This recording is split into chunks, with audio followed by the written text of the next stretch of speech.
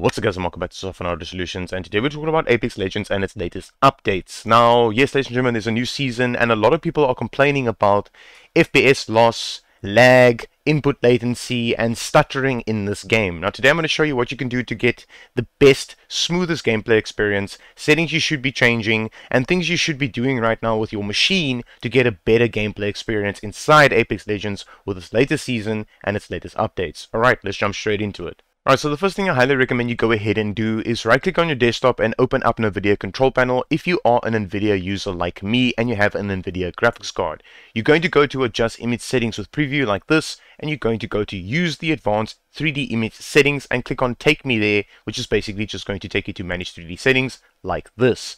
Now the reason why I use global settings and not program settings, because I'm going to have people in the comments saying why aren't you using program settings with Apex Legends. I go with global because this is going to help you with every other game that you're playing as well, not just Apex Legends. But ladies and gentlemen, please leave a like if this worked for you, leave a comment down below if this actually worked for you, and if this options and settings that you're going to see inside here makes your other games run better as well, not just Apex Legends. Alright, so the first one is image scaling.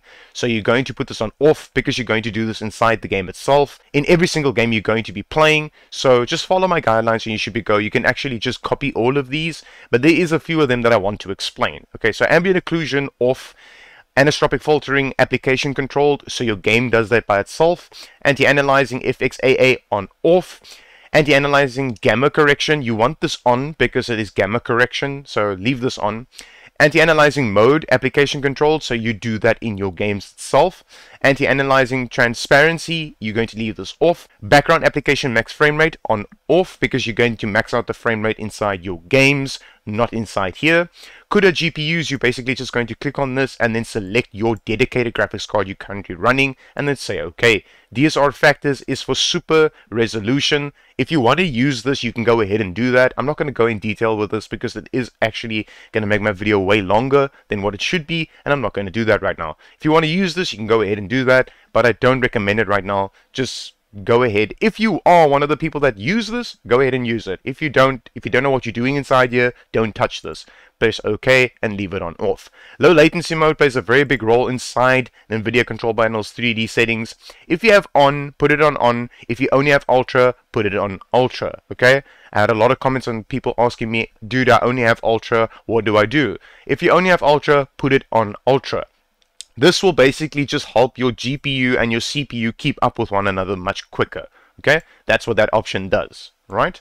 So max frame rate, you're going to leave off because you're going to max your frame rates out inside your game, not inside here. Multi-phase sampled AA, you're going to leave this at off. OpenGL compatibility at auto. OpenGL rendering, you're obviously just going to click on this and then select your dedicated graphics card. Do not say auto select, select your dedicated GPU.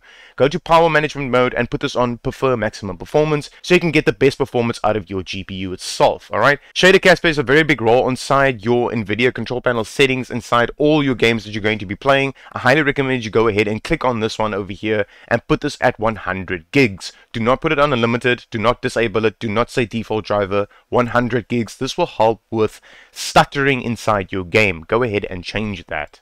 Alright, this one over here, all of these over here, the texture filtering, this plays a very big role inside all of your games, so this is what you're going to need to do. Off, allow, high performance, and then off. Alright, threaded optimization always on because you do want this with your machine. Okay, triple buffered off, and then these are just virtual reality things. You do not need to care about these. Once you have changed all of these things, you're going to say apply and apply these settings. Don't worry, the screen might flash a few times. It's just applying the settings for you to your 3D settings. Once you're done with that, you're going to go to config surrounded physics and make sure you have your GPU selected inside here. Not auto select, not CPU, your dedicated graphics card, and say apply if you haven't done this already. From here, you're going to go to adjust desktop color settings and you're going to go inside here.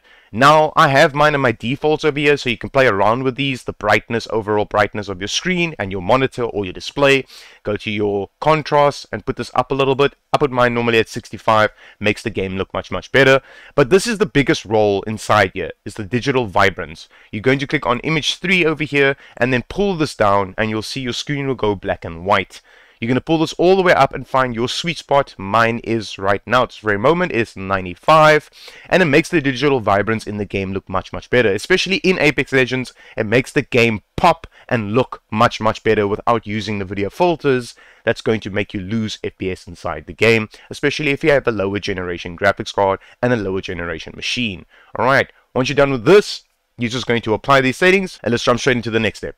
Right, ladies and gentlemen, the next step I highly recommend you go ahead and do is go to your settings over here in your Windows settings. So you just go to the search bar, type in settings, or go to start and go to settings, and go to gaming over here and go to game mode. You're going to make sure that your game mode is turned on. It does increase FPS a little bit, and it also helps with lag and stuttering inside the game. From here, you're going to go to graphics settings and make sure you have hardware accelerated GPU scheduling turned off, and you have no games inside here. If you do have games inside here, just click on the game itself, and on the right it will say remove. Then you just remove them. From here, you're going to click on the home button over here and go to privacy. Scroll all the way down to where you see background apps. If you are a Windows 10 user like me, you're just going to go from on to off, because all of these things are going to run in the background and use resources like your RAM and your CPU. You do not want it to do that in the background while you are playing your games. Now, for Windows 11 users, you're going to have to unfortunately disable these things individually, and it's quite a hassle to do so, but I do recommend that you just Google search how to do that, because it's very important that these things don't run in the background on Windows 11 as well, since Windows 11 isn't fully optimized at all. Windows 10 is, so if you're a Windows 10 user like me, you're on the lucky spot, because then you're just going to go from on to off like this. Once you're done with that, you're going to click on the home button over here, and then from here you're going to go to update and security. Make sure that your Windows is up to date as well. It's a very, very important role on your machine and with your gameplay itself. Your Windows needs to stay up to date because your Apex Legends is updating, so your Windows needs to keep up with your Apex Legends updates. So make sure that you have the latest installations and updates for your Windows. Once you're done with that, let's jump into the next step.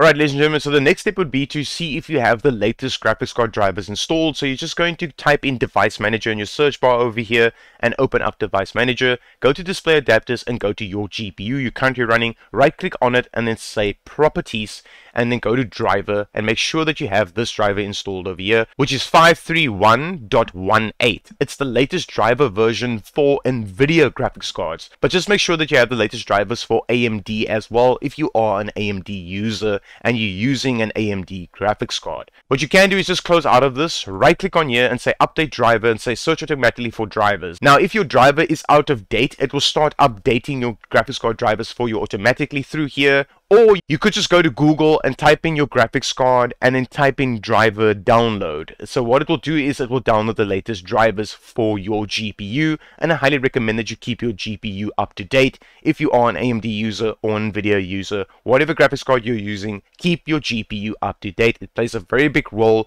on your machine. Alright, let's jump straight into the game. Let me show you the best settings you can use right now for Apex Legends latest season and its updates. Alright, ladies and gentlemen, as you can see, I'm in my game right now and I'm doing 144 FPS currently, okay? Now, let's go over this because there's a few things and points and tips that I want to show you guys to get the best gameplay experience in this game by changing these settings over here. You're going to go to this little gear icon over here and go to settings, and you're going to go to the video tab over here, okay? These over here is your own personal preference, but video plays a very big role inside this game. The video settings tab. Okay, from here you're going to go to full screen. Always keep this at full screen so you don't get stuttering in the game or lag or input latency. So go ahead and put this at full screen and leave it at full screen. It doesn't matter what type of machine you're running, leave this at full screen mode. Aspect ratio is normally most likely going to be 90% of the gaming community is using 16:9. So just make sure it's on your native. So if you have an ultra wide monitor, it might be much different, but it will still be native. So leave it at your native over here. Your resolution also at its native resolution. So 1080p, 1440p, 2K, 4K, whatever you're playing your game at, leave it at its native resolution. From here you're going to go to brightness. This is your own personal preference. I don't play around with this. I leave this at 50. My game looks perfectly fine because I actually changed my brightness inside my NVIDIA control panel and then also on my screen itself. From here you can go to FOV. This is my own personal preference. I have mine at 110 so I can see more on my left and right hand side. You can turn this down if you want to, but yet again, It's your own personal preference. All right. This I just enable, and then this I put on minimal. I do not recommend normal over here because it's the way you run, and it literally says what it does. It says sprint, view, shake. I put mine on minimal. I don't want everything to shake too much, so I put mine on minimal, not on normal. VSync, I have mine on disabled right now, and that's why I'm doing 144 FPS, as you can see, and it does 144 on a consistent basis. Now, you can play around with this. A lot of people are playing around with this right now, so let's just say I put this on adaptive, and I say apply. As you can see, I'm doing about 250 FPS, and they are just increased a lot of FPS. But the game might be unstable while you are playing the game if you have this at adaptive, okay? You can go to adaptive 1/2 rate and say apply over here, and then it will also climb up to about 250 FPS. Alright, so the reason why I'm showing you this is because you can either go with adaptive 1/2 rate, or you can go with adaptive, or I highly recommend just keeping this at disabled. What it will do is it will run at 144 FPS on a consistent basis, and you won't get FPS drops, okay? If you play over here with adaptive or adaptive 1/2 rate, your FPS is going to be all over the place, but you might like that because your FPS is going to be way up there. You're going to be doing like 240, 250 FPS. So it's your own personal preference on what you're going to do inside here. I leave mine on disabled, and I leave mine like this because then I do 144 on a consistent basis. All right. NVIDIA Reflex, I disable this completely. It's going to hog FPS, so completely turn this off. You want this on 0. You're going to go to anti-analyzing and put this on TSAA, because if you turn this down to none, you're going to get jagged edges on your character. Not just on your character, but in-game on objects. So I highly recommend putting this at TSAA and leave it there and apply that setting like this. Now, this plays a very big role on your graphics card itself, is texture streaming budget. Alright, so texture streaming budget plays a very big role inside this game, and this is how it works. If you have a 12 gig graphics card, you can put this on 8. If you have an 8 gig graphics card, you put this at 6. If you have a 6 gig graphics card, you put this at 4. If you have a 4 gig graphics card, you put it at 3. If you have a 3 gig graphics card, you put it at 2 or 3, or you're going to put it at 2. If you have a 3 gig graphics card, you put it at 2 as well. I do not recommend none. Don't put this on none, okay? You get my drift, alright? I have a 6 gig graphics card, so I leave mine at high with 4 gigs of VRAM. So what it basically does is it will run your game as much as it can and use as much VRAM as it can, but you'll have 2 gigs of VRAM free, okay? The more VRAM you have free and your game still looks good and it's on high settings or very high and you have free VRAM, your game's going to run much smoother. Don't have a 6 gig graphics card and put it at 6. Don't have an 8 gig graphics card and put it at 8. Don't do that. You are going to lose performance inside your game. You catch my point, alright? From here, you're going to go to texture filtering. I highly recommend you that you put this at times 16. A lot of people do rate that you put this at 2. You can go with that. Or if you have a very low-end gaming machine or a budget gaming laptop, I highly recommend that you go ahead and choose this option over here. It will help you out. Trust me, it will help you out. I have mine at 16 right now because I have an RTX 2060, a 9700K, and 16 gigs of RAM, and it makes the game run perfectly fine with the setting over here. Ambient occlusion quality, completely disable this. You do not need this in this game. It's an FPS hogger, right? A lot of people have different opinions on these two over here. So it's your own personal preference on what you're going to do here. Either you're going to put this on high or at low. I leave mine at low. I do better FPS. Spot shadow detail, I leave mine at low. You can completely disable this if you want to, but I do recommend leaving it low so you can actually see a little bit of quality inside the game as well. Leave this on disable, leave this on disable, and then these play a very big role on your game as well. So model detail at high, effects detail at medium, impact marks at low, and then ragdoll at low. And you're going to apply these settings. Ladies and gentlemen, if this worked for you, leave a like, leave a comment, subscribe to my channel if you're new here, and as always, peace out.